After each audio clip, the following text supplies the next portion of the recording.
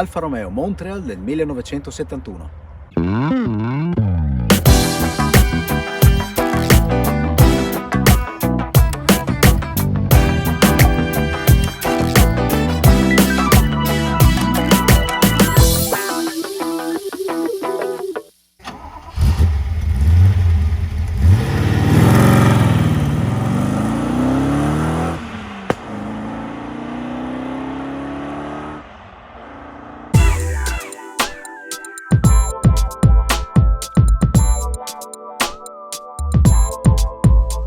Nel 1967 l'Alfa Romeo è ancora un affascinante simbolo di eccellenza tecnica e sportività. Per questo in quell'anno fu scelta come unica casa automobilistica presente all'Esposizione Universale di Montreal. La richiesta degli organizzatori era precisa: portare un progetto che fosse la massima espressione automobilistica concepita dall'uomo.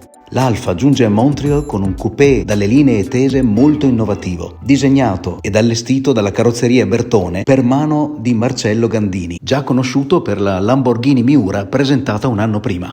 Il successo del prototipo è talmente grande da spingere l'Alfa Romeo all'avvio della produzione. Il motore della Giulia T, che allestiva provvisoriamente il prototipo, viene sostituito dall'8 cilindri AV della 33 Sport Prototipo, che dominava i campionati del mondo. L'obiettivo era quello di massimizzare le prestazioni dell'automobile. Questa scelta portò a un riadattamento delle dimensioni della scocca e alla conseguente rivisitazione delle linee esterne della carrozzeria, che ora è leggermente più larga e più alta di quella del prototipo.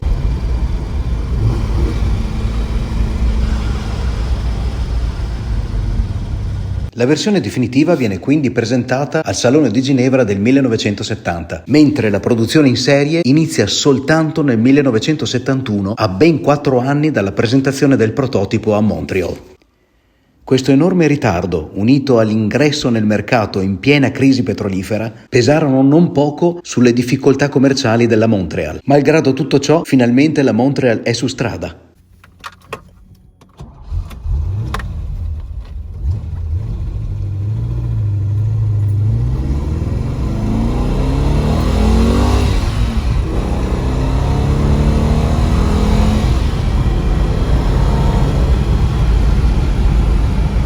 È affascinante, è una due posti sportiva che lascia spazio anche a piccoli viaggi fuori porta.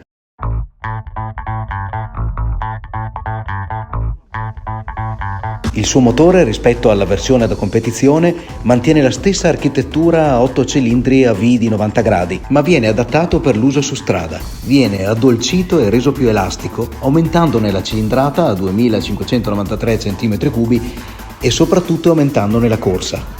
Eroga 200 cavalli a 6500 giri minuto ed una coppia massima di 235 Nm a 4750 giri minuto.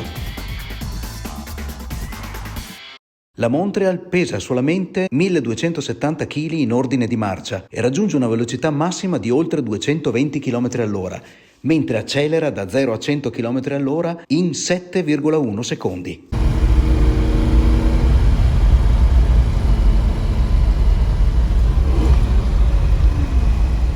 Infine, l'allestimento tecnico di alta qualità è completato dal prezioso e preciso cambio ZF invertito. Innovativa, potente, sicura, estremamente godibile. Un concetto di Gran Turismo in pieno stile Alfa Romeo.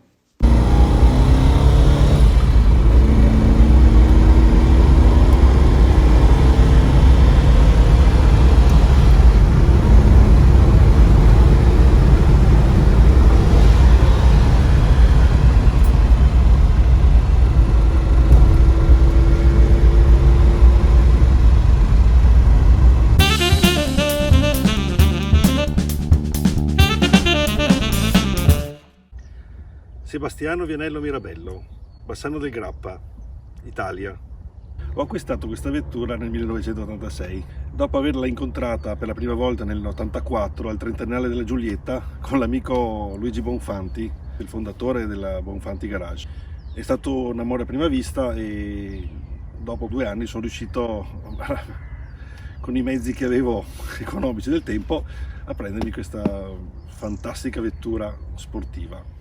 È una vettura un po' particolare da guidare, ci vuole una buona dose di esperienza perché ha un retrotreno abbastanza leggero in quanto la potenza è ben, diciamo, sviluppata soprattutto nel bagnato e quindi ha un po' di particolari difficoltà, però una tenuta di strada sull'asciutto incredibile e un cambio di marcia fantastico con un cambio ZF che dà soddisfazioni, e devo dire che di primo acchito sembra una macchina molto facile, però quando si vuole abusare un po' della sua potenza bisogna veramente essere un esperto, insomma, a guidarla.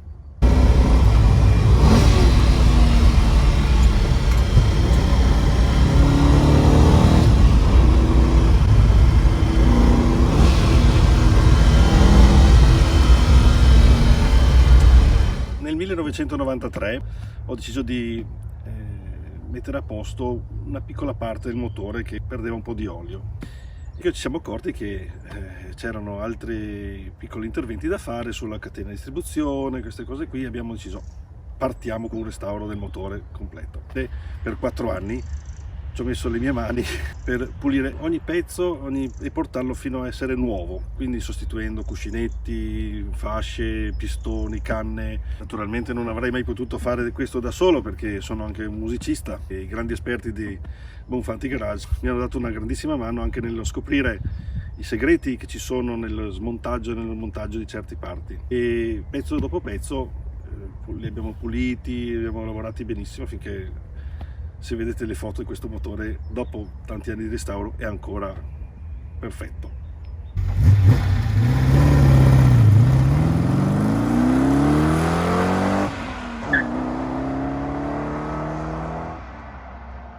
Bonfanti Garage per me è la massima espressione, dove tutti devono venire a vedere qualsiasi cosa di tutte le epoche, perché dalle macchine del 1900 e prima, anche perché ne ho visti di tutti i colori, fino anche alle moderne. Ho visto dei lavori eccelsi e ricordo sempre il sapore familiare che si gode in questo posto. È una delle officine di restauro più famose, è un'esperienza di restauro di automobili, ma viste con il cuore degli esperti appassionati, e quindi si vive una volta ricevuti una bellissima accoglienza e si imparano molte cose, perché mettono tutto in evidenza il loro lavoro, mettono in evidenza anche i particolari più diciamo segreti. Vedere tante vetture di tutte le epoche che pian pianino riprendono la loro vita riempiono veramente il mio cuore.